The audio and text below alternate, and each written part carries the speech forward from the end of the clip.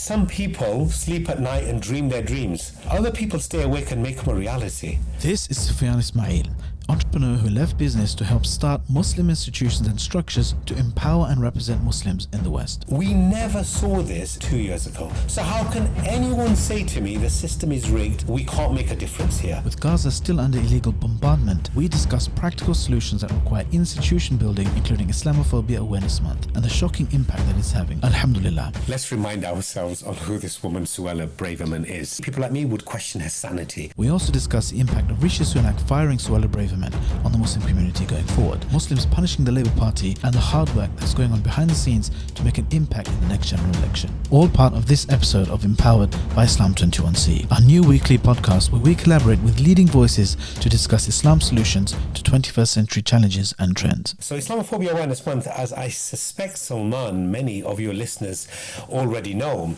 was set up around 11 years ago, actually, 11 years ago to be precise. And it wasn't just set up by men, it was set up by a number of organizations, I think like FOSIS, but certainly MCB were involved amongst others. And so Islamophobia Awareness Month in a nutshell, and we can certainly happily go into the detail of some of this, is every November. It runs the whole month, and you have a whole host of public sector organizations, employers, Muslim communities, hospitals, companies, and so on, engaging in two key objectives. The first of the two is getting the positive messaging and contribution of Muslims out there in the public space. In other words, we see a lot of negative press in right-wing media about Muslims connected, regrettably, with extremism, with not contributing to the UK economy and so on. Instead, what this month is about is to get the positive messaging out of what Muslim doctors have done in the NHS, for argument's sake, which we can talk about in more detail in a second, what Muslim businessmen have done in terms of creating jobs, Muslim sportsmen, how we have made UK PLC an even better place to be. That is the first of the two objectives here with Islamophobia Awareness Month, to set the record straight on what Muslims bring to this country and how they make Great Britain even greater. The second objective with Islamophobia Awareness Month, Salman, essentially is getting the true scale of Islamophobia out there. We know on Holocaust Memorial Day we revisit stats on anti-Semitism. We know that when Pride and a lot of the LGBT type initiatives occur out there, the figures on homophobic hate crime are visited. So November is a time when we can look at Islamophobia Awareness Month. We can have a look at precisely what level of attacks have occurred in the UK, whether there is a heavy bias towards the employment workspace, whether it's on the street, whether it's in the media, social media, in the playground. It gives us a chance to assess every year on a year-on-year rolling basis how bad things actually are. So it's these two objectives, the positive contributions Muslims make, which we can go into, and at the same time this scale, the sheer scale of Islamophobia society-wide. I'm glad you mentioned both focuses, because the criticism many people get sometimes is when they talk about Islamophobia in the context of showing how nice Muslims are and stuff, that might kind of detract away from the structural nature of Islamophobia and other types of racism, as though somehow Muslims have to prove their kind of humanness and maybe even rubber stamping this good immigrant or good Muslim, bad Muslim kind of binary. But it's important to do the first thing, I agree, for the personal, for people, you know, the prejudice and discrimination that individual members of the public might have against Muslims. That's why the second thing is very important, to actually look at some of the structural elements of Islamophobia and, you know, the scale of the problem. But before we kind of crack on, I was just kind of wondering if you had a definition first. I mean, many people might start off with that. What do you mean by Islamophobia when you talk about that? Absolutely. So there's a number of definitions for Islamophobia, and some are very simple definitions. For example, the All-Party Parliamentary Group on Islamophobia has a definition, and then you have definitions which are from entities and organizations like the Center for American Progress, which are a lot more involved. So, for example, the All-Party Parliamentary Group on Islamophobia, and I mean, I'll give you almost like like a textbook definition if you want, but then I'll elaborate on it and tell you what it really means, if that makes sense. So the all-party parliamentary group's definition on Islamophobia itself quite simply goes like this. Islamophobia is rooted in racism, and it's a type of racism that targets expressions of Muslimness or perceived Muslimness. And so essentially what it's saying is, just like we hate racism, just like we hate towards people of a certain color, we should hate against people from a certain religious background. And as a result of that, Islamophobia in some ways is no different to racism. The Center for American Progress actually had a more holistic definition, where it focused on things like media stereotypes and negativity, discrimination against Muslims in the workplace, ostracism of Muslims when it comes to main civic institutions, bullying as well, and all manner of fear essentially against the Muslim community, which is directed towards them because they are Muslim, and exclusion of Muslims from civic and social society. So in a nutshell, what we are saying here is any sort of prejudicial behavior towards the Muslim community because it is Muslim, any sort of deprivation of the Muslim community because it is Muslim, media negativity, attacks, bullying, all of these are Islamophobia in one way or the other. The troubling thing about Islamophobia, and we can certainly look at some of the astonishing data here, is that it's not just on the street, it's not just in the playground, it's not just on social media. If we look at some of the stats, the Home Office carried out analysis which shows over the last year, couple of years, 3 years, that somewhere between 40 to 50% of religiously motivated hate crime in the UK is against the Muslim community. We are only 6.7% of this country's population, yet 40 to 50%, do the math on that, that's like 7-8 times our percentage of the population pro rata is what we are suffering as hate crime. And that ranges from media negativity all the way across to attempted murder. And we're not just talking about physical attacks on the streets. If you look at the analysis by Lancaster University and Cardiff University, you'll see that on every one occasion when Muslims are referred to in a moderate fashion in print newspapers, and this was over a 10-year period. So things just like a citizen, taxpayer, doctor, worker, believer, whatever.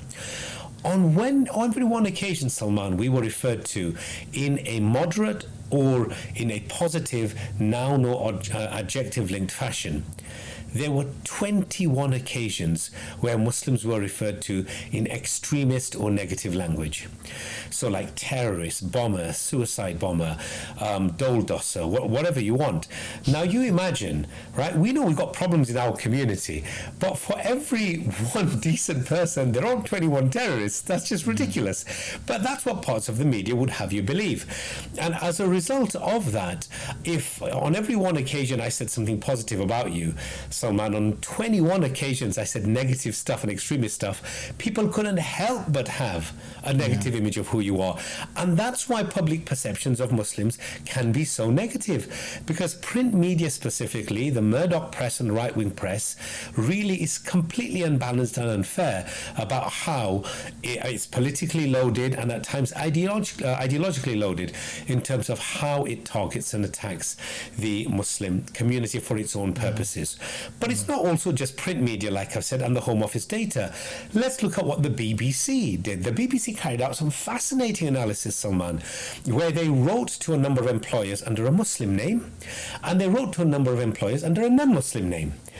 Identical CV, right? Identical work experience, and it turned out that the non-Muslim CV got 3 times as many interviews as the Muslim CV. So there's clearly some conscious and to a degree unconscious bias going on here within the employment workspace as well. But we can take it further still. On social media, the think tank Demos, which is a large UK think tank, had a look at how many Islamophobic tweets were emanating from the United Kingdom and going globally just in 1 year.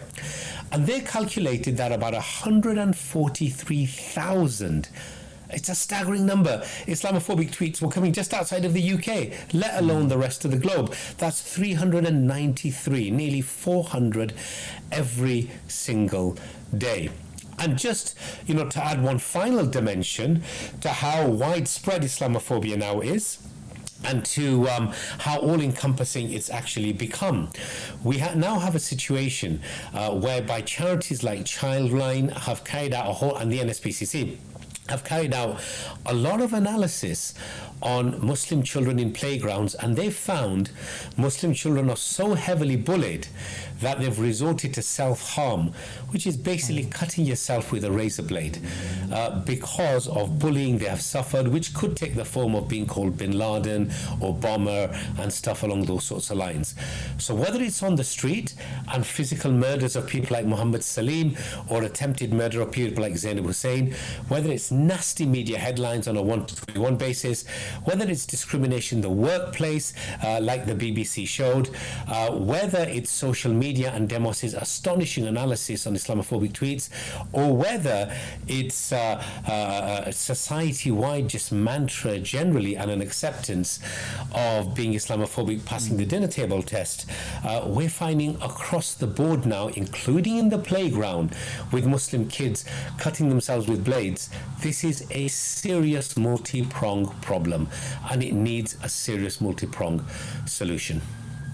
I mean, I remember back in the day you were saying that, because we've been kind of supporters of Islamophobia Awareness Month for many years, alhamdulillah, and doing not just Islam Trinity, but khutbahs in the local community and getting people, to take Islamophobia seriously. And one of the problems that you said you came across was actually from, a side effect of a good thing, which is Muslims are empowered and they feel, don't feel like victims necessarily. They don't absorb like a victim discourse. So even when they are attacked, when they are slighted, when they are discriminated against, they don't complain much, which is good for their own mental health and their own kind of iman and stuff. But it's bad from the perspective of, gathering statistics and getting the authorities to take this more seriously, to recognize the scale of the problem. Is this still an issue? Yeah, absolutely. I think one of the biggest problems with the Muslim community, and it's driven by apathy, is that people feel the police are not going to do anything about Islamophobia, and then they tend not to report it. And that's the wrong way to think about this, because data is really important. And even if the police don't do a huge amount or aren't able to, or a prosecution isn't forthcoming, the mere fact that you've reported it adds to the statistics and data which can then be cited in the media, which can then prove the scale of the problem. So we as a community are particularly bad. There are other communities, say for example the Jewish community, which is probably better in my kind of personal anecdotal experience from speaking to the Jewish community. If they are subjected to a hate crime, they rightly report it. Of course, the Jewish community also benefits from a good degree of funding from the government, to the tune of 13-14 million pounds a year, which helps with reporting campaigns. And certainly one of our requests to the government is also to fund other communities to the same degree, so we too can replicate the excellent work in the Jewish community of informing our community to ensure they do report whatever hate crime occurs. So don't let the fact that you feel the police may not have the resource and time to investigate this fully stop you from actually reporting it. You must report it irrespective, because we need that data, and then hopefully after that the police will take it seriously too. And how can people report something that's happened to them? Or a number of ways. If it's an emergency police force in the first instance, 999. If it's the 999 number, then you've got the 112 number if it's not an emergency. You can also report to the Islamophobia Response Unit, which is the only community funded legal unit across the UK, whereby pro bono solicitors are present there to assist you with hate crimes. Big law firms are involved as well, or with discrimination in the workplace. So if it's an emergency, your 999 is your number. If it's not an emergency, yes, you will report it to the police, but do report it to Islamophobia Response Unit. But of course, if you're in the workplace and you have a part of your HR department which covers off complaints about Islamophobia, there's nothing stopping you talking in a workplace setting to your supervisor, or finding out where you can actually complain internally. Things like the police in an emergency, of course, would be your number one in an emergency. But beyond an emergency, yes, you can complain to the IRU, the Islamophobia Response Unit, but your workplace may also have somewhere where you can go to.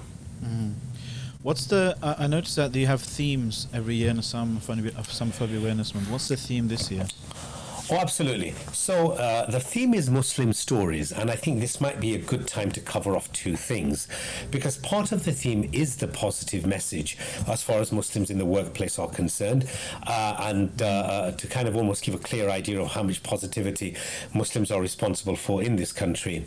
But just on Muslim stories itself, the hashtag, what's that about? It's real encouragement to Muslims to upload stories which allow them to connect to other communities, which allow them to say, this is what goes right in my life, and regrettably, this is what goes wrong in my life. And I would like to use this as an experience to connect, usually with non-Muslims, to talk to you about what your thinking is on this type of experience, be it my workplace, be it how I feel at a bus stop, be it some of the films I enjoy, where I take my children, and so on. But of course, part of Muslim stories, and what we can't ignore at all, is the positive contribution Muslims have made to this country. And that is the second of the two key planks, Salman, of Islamophobia Awareness Month. I mean, 2% of the British public know how many Muslims, and the fact in truth that many Muslims fought in World War I for this country. That's 400,000. The number is 400,000 Muslim soldiers fought in World War I for this country. Now, it's one thing fighting for a country you live in, your partner and children live in, your parents, where you make your livelihood, and somewhere which, if it was taken over, you would lose your home and be fundamentally in a different position. That's what the average English soldier would have done in World War I. It's quite another thing to do what Muslims did, which is fight for a country you have never stepped foot in, because a lot of these Muslims were from the Indo subcontinent at the time, right? Pre-partition.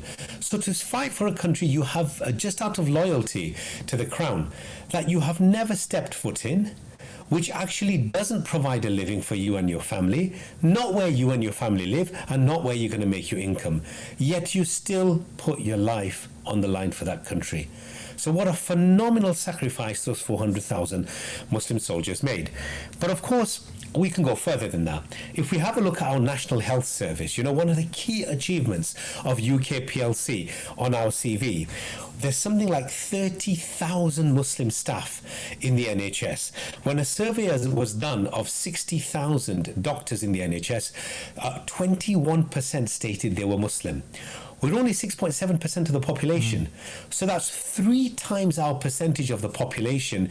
We have Muslim doctors in the NHS. And it goes much further. Is it true that the most common doctor name is Dr. Khan or something? Well, I don't know. Perhaps. Perhaps. I haven't seen the data on that, but it wouldn't surprise me if it was. And on a more somber note, something like 23 of the first 37 doctors to die from COVID on the front line before there was a vaccine available were Muslim. Did we hear about that in the media? I doubt it very much.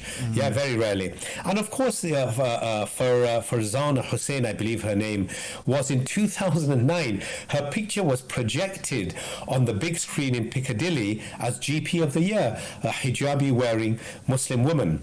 And she's part of something like 44.3% of the NHS, which is now black and minority ethnic. The stat is, if you see somebody who's not white in a hospital, there's a greater chance that they are treating you in some way, shape or form than them actually being a victim, them actually being a patient in the NHS itself. So Muslims have done a lot, but it's not just the NHS. If we look at economically, Muslims contribute 31 billion to the economy in this country, and that's what part of positive contributions here is all about. We've created, just in London alone, over 80,000 jobs, and this is from the Muslim Pound report. So economically, we're contributing a massive amount. And if you now look at some of the landmarks, I mean, people think about the UK. Let me just mention to you some of the huge corporations in this country which now are either Muslim owned or have had massive Muslim investment, just to underscore the jobs that we are creating as a community. The Shard, 95% owned by the Qataris. Battersea Power Station, Malaysian government, £400 million. Olympic Village, owned by Qataris. Yeah, Arsenal, and obviously Emirates, the direct connection there with the stadium. Manchester City, owned by the Abu Dhabi royal family. Canary Wharf, consortium led by the Qataris, British Airways, Thames Water, Barclays Bank, Harrods, Camden Market, a good chunk of Sainsbury's, and I won't go on and on and on. But the point here is this: there's so much of this country we have invested in and Muslims own, thereby improving the economic situation of this country. It's not obviously not ideal. It's quite a sad situation that we're having to almost prove our humanity here. But I think it's important for people to recognize the context behind this, why this is the case, because Islamophobia, in among other things, is also a very ancient. It's an ancient discourse, right? And people have been brainwashed into this discourse, into believing certain things about Muslims as the quintessential other. You know, the foreign, illiberal, barbaric other, against which, you know, some one competing voice for Britishness and Europeanness and whiteness, in fact, defined itself, right? And this requires some serious discourse to counter that and to unbrainwash people in that. So this is the context in which this is very important. It's not that we have to, prove our humanness for any other reason other than, you know, the fact that Muslims have been dehumanized for centuries, if not a millennium almost, right? So I think Jonathan Lyons, he has a very important book called Islam Through Western Eyes, you know, charting the same discourse from the Crusades all the way up to the War on Terror, and some common themes. And if we look at the dehumanization of the Palestinians, for example, as we're seeing playing out, the consequence of it playing out in our media discourse, in our parliaments, in congresses and parliaments all over the world. It's not the fact that there's lies about Palestinians and about the Gaza, for example, and all this. You know, you've seen beheaded babies and killing grannies and all this kind of stuff. It's not the fact that there exist these propaganda points from the Israeli authorities. The problem is the fact that they're so readily believed by large chunks, large swathes of the movers and shakers in society, and that is a clear example of where, on a discourse level, there's a lot of work to be done. Because, you know, a belligerent in a conflict somewhere, they're going to make up stuff. They're going to dehumanize the other. You kind of understand it from their point of view. But the fact that these propaganda points and lies and, you know, tropes and stereotypes are so readily believed is the real sign here that, you know, it's akin to, you know, ancient anti-Semitic kind of tropes and stereotypes, and, you know, like blood libel, and, you know, that the Jews are this evil species that are trying to, you know, destroy everyone and so forth. Obviously, it comes from a Western European kind of a hatred of Jews, for example, but you can see a similar kind of subtext of people just ready to believe that, oh, of course, obviously the people in Gaza, what they want is just to wipe out all Jews. Of course, what they want is just destruction, and that's where I see the importance of things like Islamophobia Awareness Month.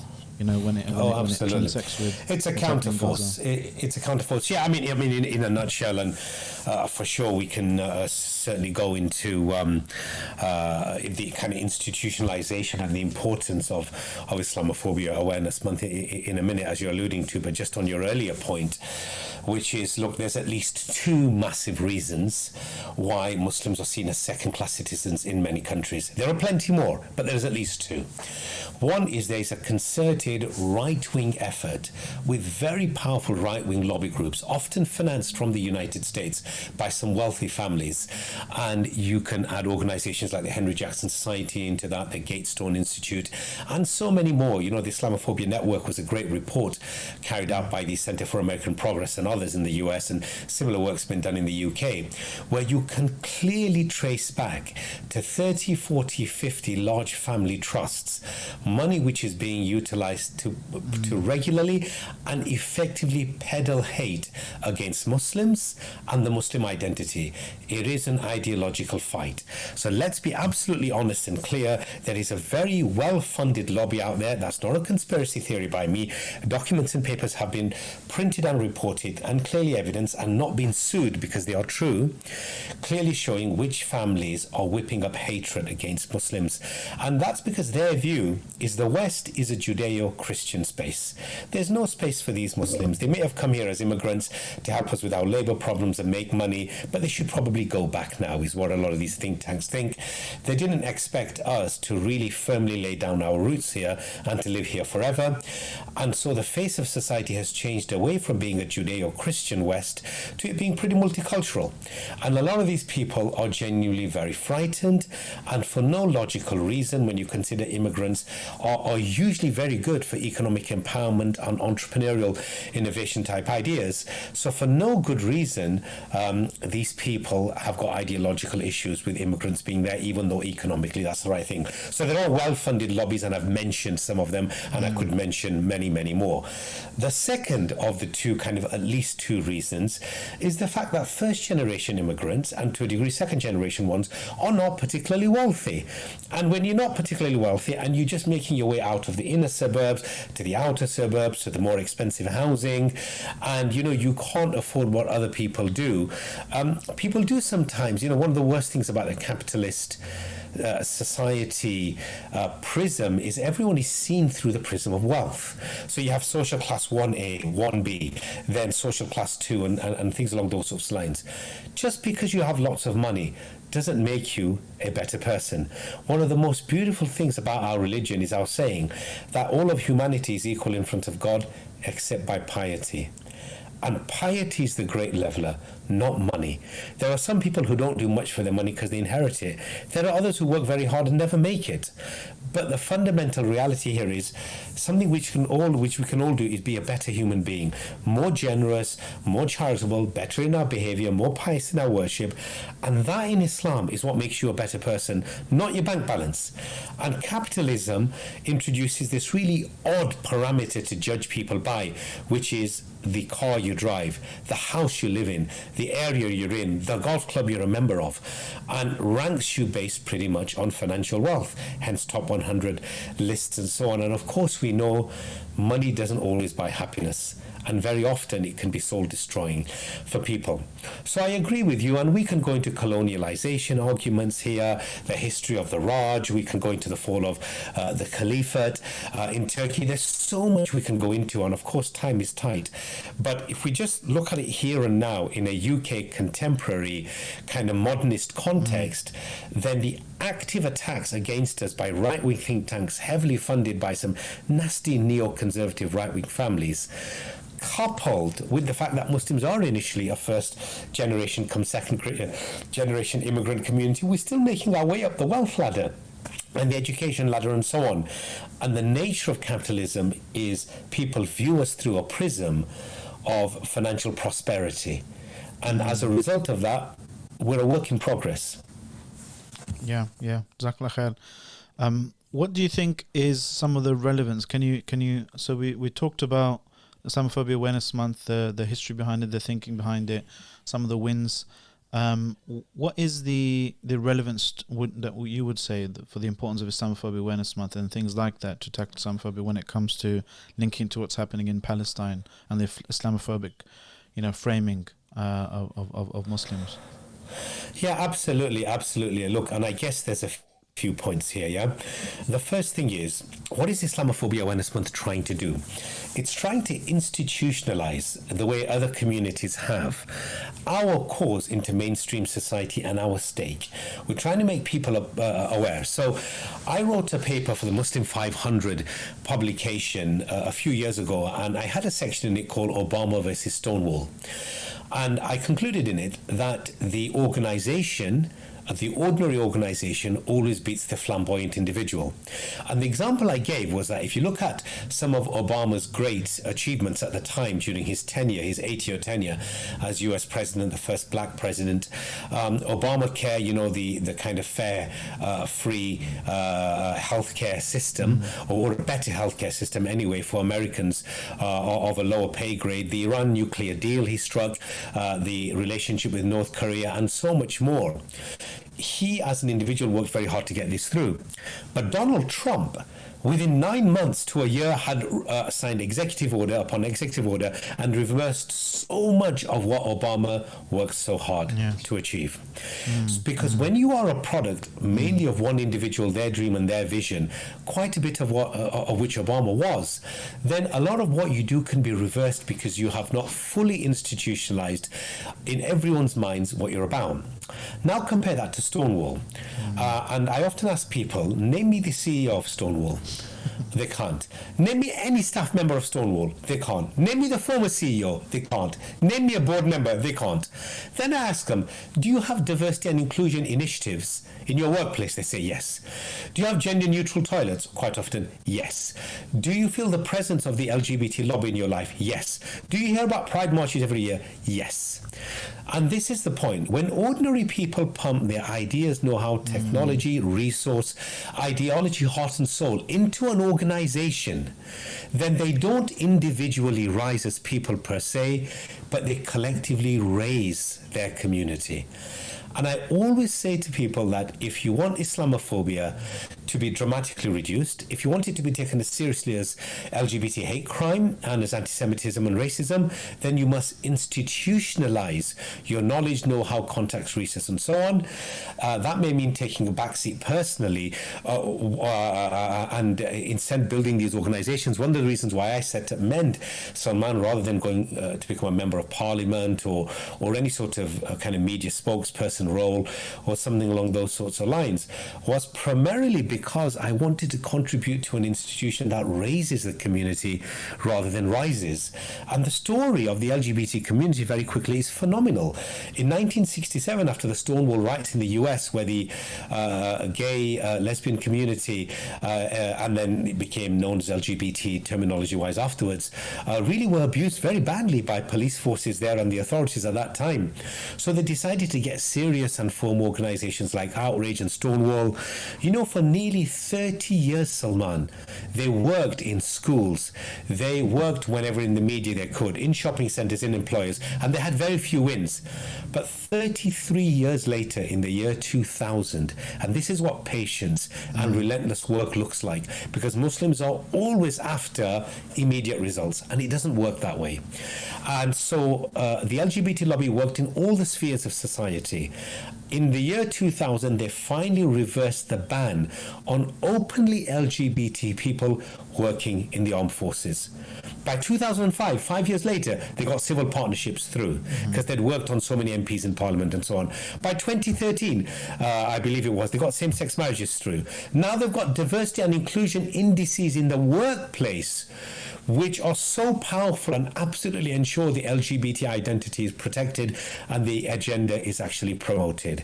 You've got to carry out work like that if you don't want another Gaza horror story to occur.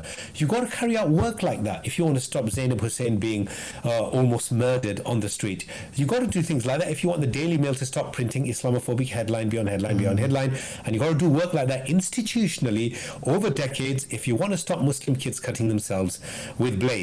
Similarly, and very quickly, the pro-Israel lobby. Something like, last time I checked, 80% of Conservative MPs are part of Conservative Friends of Israel, and a good many have been to Israel and seen the Israeli view on what's happening in occupied Palestine. Now, you compare that to the requisite comparative Palestinian organization, and either they don't exist in the political parties or they are a tiny fraction of the size and impact of their Israeli counterparts.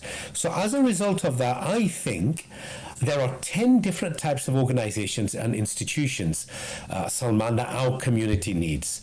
Some of them I know I'm involved in, some of them I've supported, some of them I've had nothing to do with, and some just don't exist. But if I give you an idea of the areas in which they're in, they are these, and I'll list them. We need grassroots activism organizations which run campaigns at Gaza time, which run campaigns when you have concerns about sex education teaching in schools, which run campaigns when there's a potential ban on halal meat. So proper grassroots activism organizations, and MEND is an example of that. But we also need proper parliamentary advocacy teams.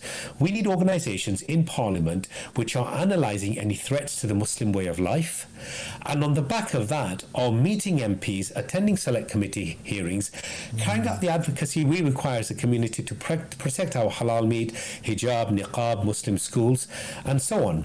We then need victim legal defense units. An example of that is the Islamophobia Response Unit, but it needs more resource, and that's a unit whereby if you're attacked on the street or you suffer hate crime, it will defend you for free. We then need organizations which work with schools to train teachers on Key Stage 1 to 5 on Islam and Islamophobia, so we can counteract some of the stuff that young minds read in the press, which is Islamophobic and so on. We then need wider engagement, a type of organisation similar to Pride and Holocaust Memorial Day, which we have with Islamophobia Awareness Month, where we are proactively getting the positive message of ourselves out as a community. We then need media monitoring organisations. So, for example, the Centre for Media Monitoring, which people like Miqdad do an excellent job of, which actively monitor the media, and Rizwana and others, of course, as well, which actively monitor the media and try to correct incorrect stories. Then you've got the whole employment discrimination space where Muslims are discriminated in the workplace, so Stonewall lead that in terms of diversity champions from a LGBT perspective. But now an organisation I saw the other day called Muslim Friendly Employers has been set up to do something same in the workplace. And then the last three are at election time, the black community has Operation Black Vote.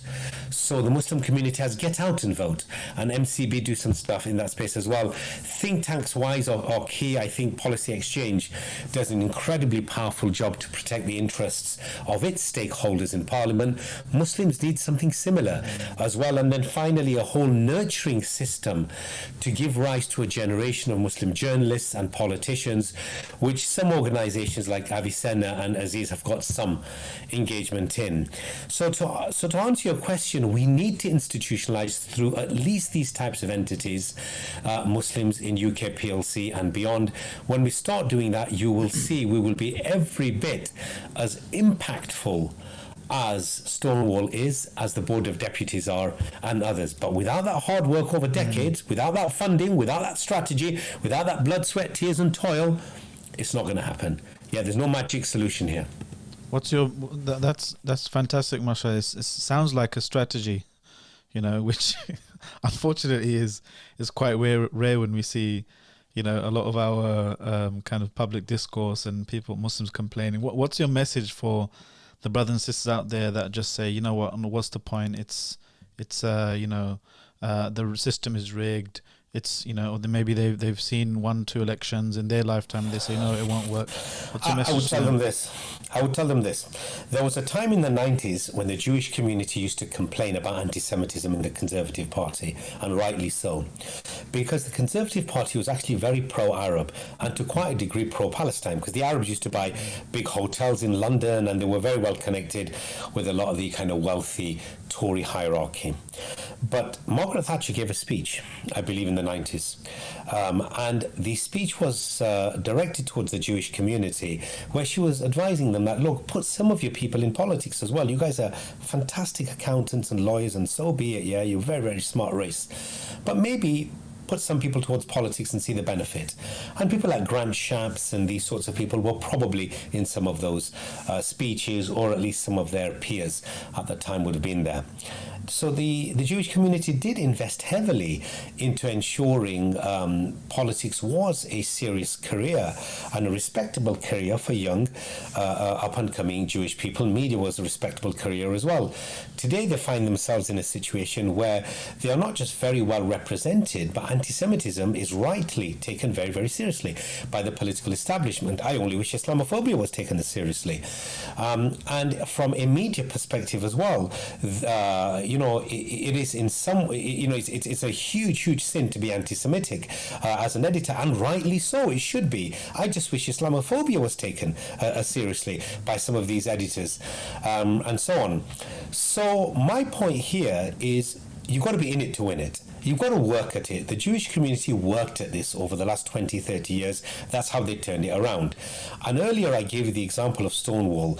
In the 60s and 70s and 80s and even the 90s, do you not think they said to themselves, the system's rigged, there's no difference we can make, and as a result of that, do nothing? No, they didn't say that. They carried on and they worked like mad and they turned it around, as their track record shows. Every major, even climate change is another example. For years, people couldn't care less about climate change. They really couldn't. But the climate change lobby kept going, provided the scientific data and proof, and now net zero is a big issue, right? Far bigger than it was 34 years ago. And if nothing else, go with the example of the Prophet sallallahu alaihi wasallam. Do you think on day one, when he faced the challenges he did with the Quraysh generally, do you think the difficulties he had with Banu Qurayza, Banu Nadir, Banu Qaynuqa, do you think at the time of the Treaty of Hudaybiyah, and all these difficulties he had day in, day out, led him to say, system's rigged, man, if we're never going to make a change, or stuff along those sorts of lines? No, he had sabr, he had patience, he had sincerity, and he had belief, and he was the best of humanity, alhamdulillah, and he worked at it and finally turned it around. And the thing we forget very often about Michael Hart's work on the Prophet, Michael Hart's work on the 100 most influential people in history, right? It's probably the most famous book written in this sphere, and he put the Prophet as number one. And when people are asked, why, do you remember why the Prophet ﷺ was number one? And they say, yeah, because he succeeded as a religious leader. Well, actually, Michael Hart gives two reasons. Because Moses was a religious leader, Musa alayhi salam, Jesus Isa alayhi salam was a religious leader, and many others actually would have claimed to have been religious leaders. So that alone can't differentiate and distinguish the Prophet ﷺ as number one. But what Michael Hart said is that Muhammad, as he termed him, was the only person not just to supremely succeed as a religious leader, but also as a statesman as well, to fundamentally bring change in society, in his sphere, which ensured the oppressed were no longer oppressed. It ensured a more even wealth distribution in society with the introduction of the zakah system. It ensured safety for women and protection and so on. And it just brought about a better society. So if our Prophet ﷺ made it to number one in history on the back of that in no small part, then for us to have an attitude of we can't make a difference and just let Qiyamah come, it's just blatantly unacceptable and not becoming of someone who calls himself part of the Ummah of Rasulullah sallallahu alaihi wasallam. I suppose it's easier to just give up hope and just throw your hands up than do decades worth of long hard work. But sometimes there are kind of serious shubuhat that people might need to address, or doubts or specious arguments that they may have. For example, they might see so many Muslim or MPs of other kind of ethnic minorities, for example, and they perceive them as, in order to enter that game, they have to shed some of their values. They have to shed some of their, their Muslimness. What do you say to that? Well, look, one of the reasons why this is a decision each individual makes, and we can. Certainly we can relate the success. So I know one of the things you want to talk about is how successful IM has been, and we can come to that inshallah. Mm-hmm. But every individual has got to make a decision, and this is not an easy space as a discussion. So for me, there are certain red lines I can't ever cross. So for example, I can never support the state of Israel in its dehumanization of Palestinians, for argument's sake. I can never say alcohol is halal in Islam, no matter how people might want to misinterpret what happened historically and the naskh and the mansukh and so on of historic verses. There's certain red lines I can't cross. Mm-hmm. And when you're in politics, and that may also be the case in other areas as well, when you get into politics, you are one part of a whole, part of an ideology. And even when you spend your life, which is admirable, adding the good that you bring to the system and change that ideology such that it doesn't contradict your principles, Or you accept that you're going to build organizations outside of the political establishment to try and achieve that. Because for sure, short term, you can't go into politics and expect everything to be on your terms. It's on the system's terms, and the system takes time to change. If you morally believe that the system is, say, against climate change, and it doesn't take climate change seriously, and you want net zero as something that matters to you, it's going to take you years to get there. If you think the climate change is a good example to use, because it's far more economic incentive to deny it than it is, Islamophobia. And there are people who still deny it, like Donald Trump is not a huge believer in the agenda that, say, Greenpeace would have about the extent to which climate is decaying. In terms of the economic cost of taking it seriously, it's probably huge. Far beyond the economic cost of, having Muslims participate more fairly and equitably.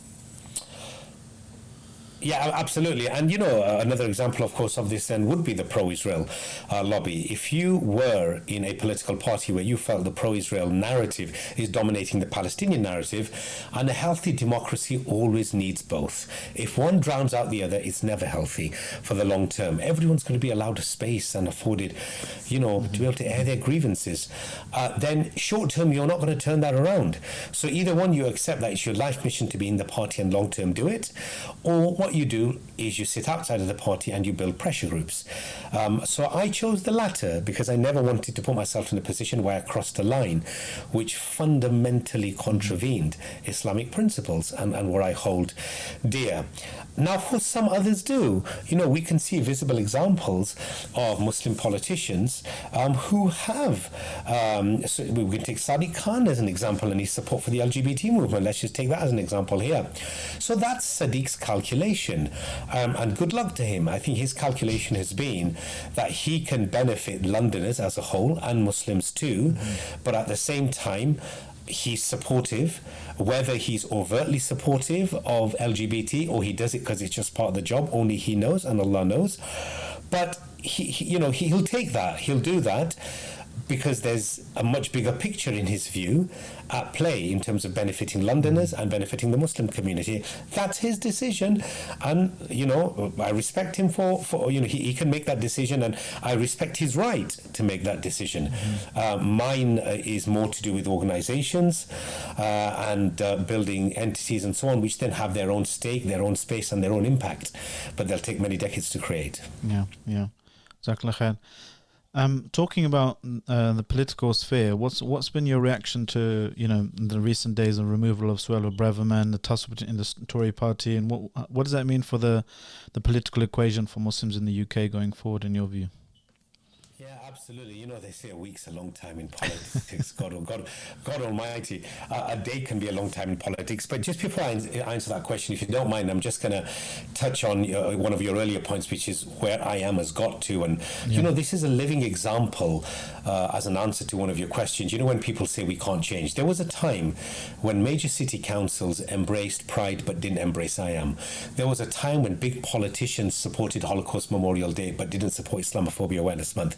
There was a time when organizations like the British Medical Association and others may have had stronger anti-racism drives than they have necessarily Islamophobia drives. But on the back of the work, particularly in the last 2 years, you can now see every major party, bar the English Conservatives, supports Islamophobia Awareness Month. Nearly every major political figure like Keir Starmer and Hamza Yusuf, and from the Greens, Caroline Lucas and Ed Davey, all of these, again, bar the Conservative Prime Minister, support Islamophobia Awareness Month. Massive councils across the country plaster Islamophobia Awareness Month, like Newham Council, Birmingham, Leeds, Westminster, Blackburn, all supportive. Companies like Vodafone, personalities like Moeen Ali, organizations like, as I say, the CWU Union, the Quakers, the British Medical Association, the Church of Scotland, the Holocaust Trust. We never saw this, is my point, Salman, 2 years ago. But the work put in by the community and the exhausting efforts by the Islamophobia Awareness Month team, alhamdulillah, is mainstreaming in a short period of time in our lifetimes that change. So how can anyone say to me the system is rigged and we can't make a difference here? No one can tell me that. The odds are stacked against us in a number of spaces. That's right. The money is heavily against us, and we have a lot of apathy as a community, and sadly a lot of fear. But there's enough there to link into to positively make a difference, and I Am is an example of that. You know, just similarly and very quickly, a few years ago, you could have said, we don't have a community legal defense unit. Where do I go if I've been attacked on the street, the police are not taking it seriously, the CPS not prosecuting, or my employer is discriminating against me because of my hijab, or my supervisor won't give me the promotion because of my beard? There was nowhere to go. The IRU now exists, with 60, 70 caseworkers nationally and lawyers, alhamdulillah, and so on. And it's it's been involved, I should say, in over 1,300 cases, hundreds of which have been solved. And the classic example of that has been Muslim kids waving Palestine flags in schools were reprimanded in all kinds of ways, partly due to the Department of Education's letter, which was so heavily pro-Israel.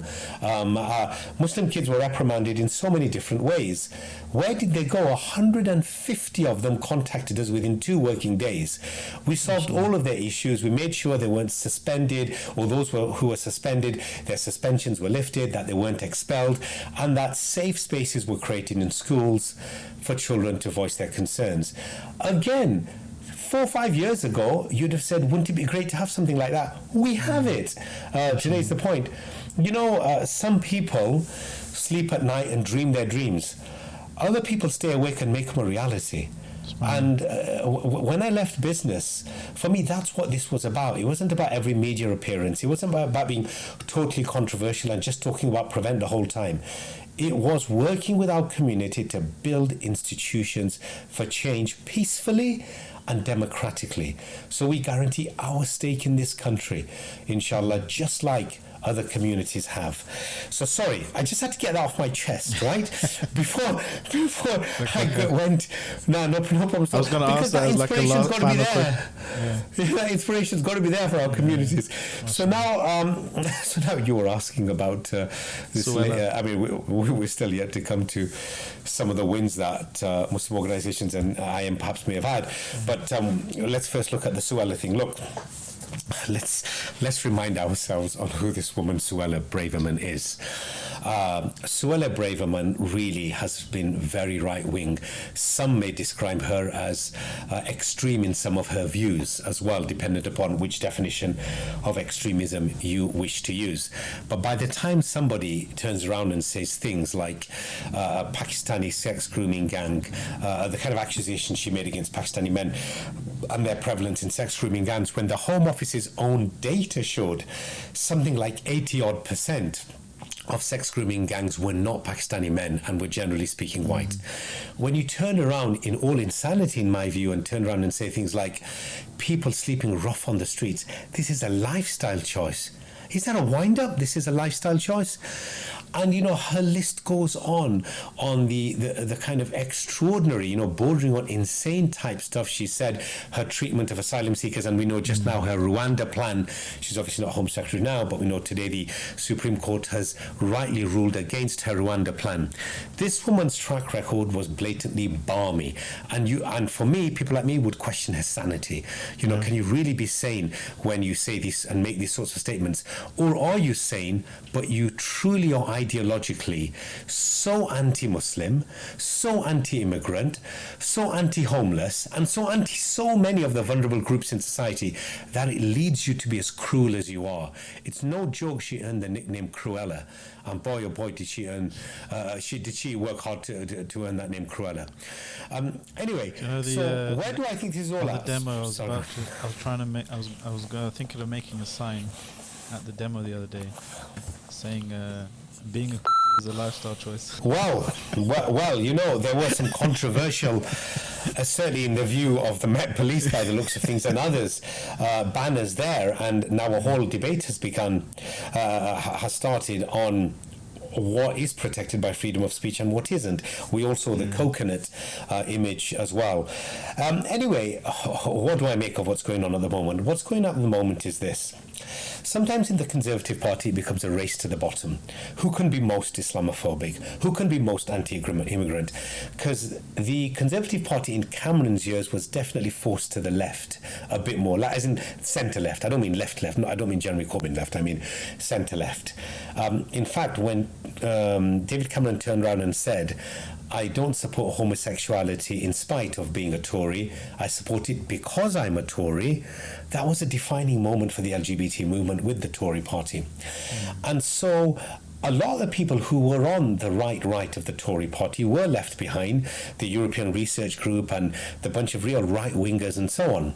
So if you look at the space Suella comes from, it's pretty much from that genre and that space of individuals. And sometimes you have Kim Bednock, Suella, Priti Patel, and it's a competition between who can be right. Sometimes you get the concept of whiter than white. In this case, it's righter than right. And it's worrying and troubling for those of us who want to live in a democracy, which we want as pretty much a centrist democracy, where everyone is accepted for who they are. So I think where the Conservative Party is at the moment, when you consider Boris Johnson walked in with an 80 majority in a Brexit election, and now, depending upon which analysis you follow, Labour could be headed for a landslide victory or could be headed for some sort of victory. How on earth has that Tory party and Rishi and his predecessor Liz, and you can go on and Boris then, how have they managed the country so badly during that time? And obviously I appreciate you had COVID and a whole host of other stuff in, that the electorate has lost so much confidence in these people that they're going to be losing 80 seats and possibly a load more into deficit territory accordingly. I think the party's in crisis, and the Conservative Party has a habit of imploding. It just does, and attacking its own. It's got a good habit of winning elections as well somehow, but it certainly has a habit of a lot of internal conflict. I think when you're a party which started off pretty right-wing, and you were dragged by Cameron and others to the centre-left, and now part of you is trying to drag it to the right, and others want it even more right-wing. If you read Suella Braverman's resignation letter, she accuses the Prime Minister, Rishi Sunak, whom presumably she would have worked with closely, certainly before she became Home Secretary, of reneging on so many promises.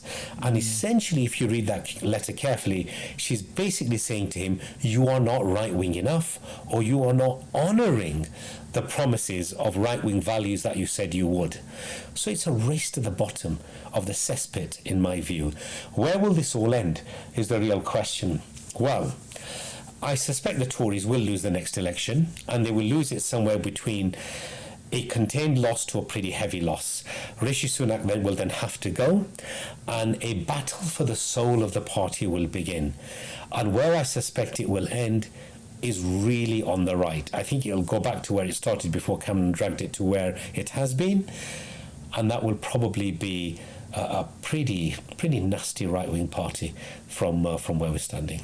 So it's a crazy time. What does that mean for the political equation for Muslims then? So, just today, I have finished a day-long meeting with some people, and we've been discussing what should the Muslims do as far as their vote is now concerned, because we know that Conservatives have got structural Islamophobia problems. We know that. But Keir Starmer's really shameful decision to not back fully, in fact, it's on today, isn't it, the vote in Parliament and the ceasefire, how topical, you should ask me this question. So Keir Starmer's shameful decision not to back an immediate outright ceasefire, not just humanitarian pauses, immediate outright ceasefire. How on earth can you save human life by allowing more attacks by Israel? You save human life by having a ceasefire, especially for women and children, as is often commented on in the media. And so that itself really has riled up lots of Muslims. I know what Keir is thinking, which is he's going to walk in with such a majority, it's a white elephant in the room, that the Muslim vote's not going to matter. But a week's a long time in politics, as we say, let alone a year. Within a year, so much could have changed in the landscape, right, with other political parties, that Keir may well need the Muslim vote. He's hemorrhaging it at speed. Today, he's going to almost certainly be sacking shadow ministers who are Muslim because they have voted with the SNP's amendment and the ceasefire. And so a lot of Muslims are asking now, is Labour a palatable voting option for us? Should we now start looking at the Green Party, at Independents, at the Lib Dems? Should we look at a new centre-left party? All options are on the table. Nothing's off the table. I can certainly tell you from a MEND viewpoint what's happening, which is a heck of a lot of research, analysis, marginal seat strategy is going on, and then a large national rollout campaign to ensure political parties which are either institutionally Islamophobic, for example the Tories, or leaders who have blatantly disregarded the rights of the Palestinians like Keir Starmer don't benefit from the Muslim vote. Okay, so you're cooking up a plan for the next election as we speak. Oh, well, we are well and truly cooking. You can rest assured we are well and truly cooking. We're gonna have you back on, inshallah, to discuss that in due course, inshallah. But before we end, can you just remind us of some of the wins? You said you were going to talk about some of the wins of, or how big I am is now. So look, I am is big now, as I articulated earlier on, but it's going to get much, much bigger, inshallah. And my credit to the team that runs I am and how well they have done, alhamdulillah. And from a MEND perspective, we're certainly proud to have been one of the founders of what is now Islamophobia Awareness Month. But you know, if you work at it, then you can get results. You've just got to put resource behind it, have the belief and sincerity. As long as you apply yourself professionally, you're sincere, and you believe in the long term, of course you can have results. There's the old adage that you are nothing until you're everything. And in that, that applies really nicely to say to the climate change activists, the pro-Israel pressure groups, some of the right-wing organizations who have a huge footprint in politics, in that the LGBT lobby groups as well, they really have established their agenda in Western countries. And so when I say you're nothing until you're everything, what I mean is it's a long journey to get to that tipping point. But the minute you have the boulder at the top of the mountain and you roll it down, you've done it. It'll work. It'll move itself then, because it's on a decline as opposed to an incline. So what I say, or what I would consider minor victories, they're not major victories. Major victory will occur when we have the infrastructure and the institution to proactively protect Islam and Muslims in the Western world, and we are some years off that. Yeah, but we have to work towards it like the others did. So, for example, when the Sun printed their 1 in 5 British Muslims support jihadi story, which was blatantly untrue, and I can bet they knew it was untrue, and even the polling company had reservations, which whereby the Sun, many believed, had misrepresented their own poll. So we challenged that. We went through the press regulator, and a few months later, the Sun had to print a full correction, which effectively said they misrepresented their own poll. Now, to take Rupert Murdoch on and to win is not easy, or at least his empire, but we did it because we knew the press legislation, and we knew the angles to take as MEND as an organization to turn that around. In a similar fashion, until a few years ago, the police recorded race-based hate crime in a particular fashion in terms of their internal reporting systems and requirements and so on.